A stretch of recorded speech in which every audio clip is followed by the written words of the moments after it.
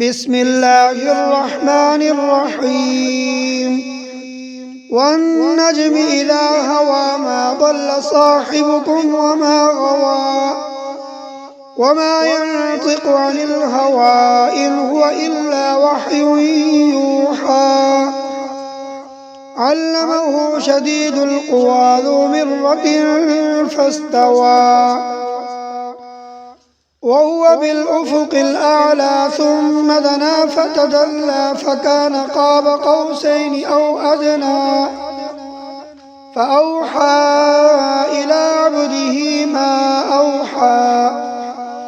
ما كذب الفؤاد ما رأى أفتمارونه على ما يرى ولقد رآه نزلة أخرى عند سدرة المنتهى عندها جنة المأوى إذ يغشى السدرة ما يغشى ما زاغ البصر وما طغى لقد رأى من آيات ربه الكبرى أفرأيتم اللات والعزى ومناة الثالثة الأخرى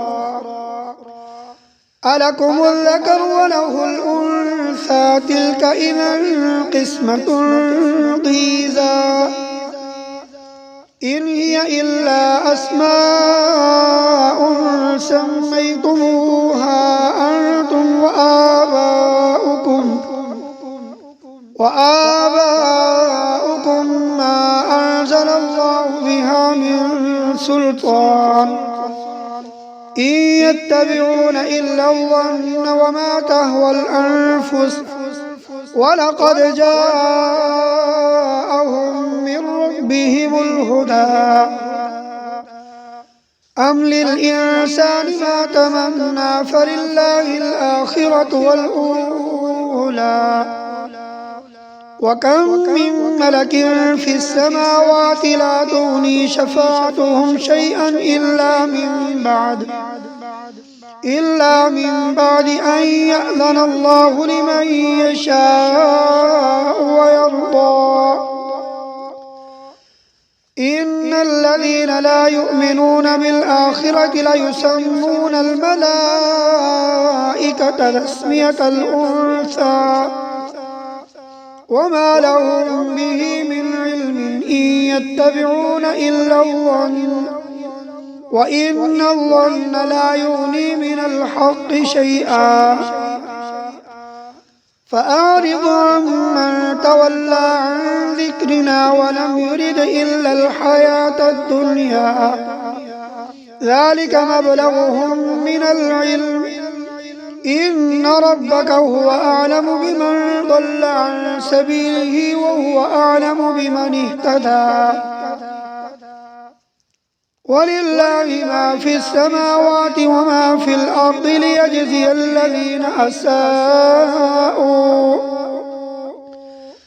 ليجزي الذين أساءوا بما عملوا ويجزي الذين أحسنوا بالحسنى الذين يجتنبون كبائر الإثم والفواحش إلا اللمم إن ربك واسع المغفرة هو أعلم بكم إذ أنشأكم من الأرض وإذ أنتم أجنة في بطون أمهاتكم فلا تزكوا أنفسكم هو أعلم بمن اتقى أفرأيت الذي تولى وأعطى قليلا وأكدى أعنده علم الغيب فهو يرى أم لم ينبأ بما في صحف موسى وإبراهيم الذي وفى ألا تزر وازرة وزر أخرى وأن ليس للإنسان إلا ما سعى وأن سعيه سوف يرى ثم يجزاه الجزاء الأوفى وأن إلى ربك المنتهى وأنه هو أضحك وأبكى وأنه هو أمات وأحيا وأنه خلق الزوجين الذكر والأنثى من نطفة إذا تمنى وأن عليه النشأة الأخرى وأنه هو أغنى وأقنى وأنه هو رب الشعرى وأنه أهلك عادا الأولى وثمود فما أبقى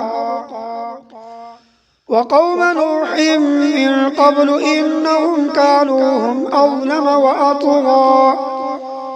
والمؤتفكة أهوى فغشاها ما غشا فبأي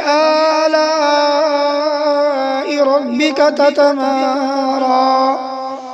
هذا نذير من النذر الأولى أزفت الآزفة ليس لها من دون الله كاشفة أفمن هذا الحديث تعجبون وتضحكون ولا تبكون وأنتم سامدون فاسجدوا لله واعبدوا صدق الله العظيم.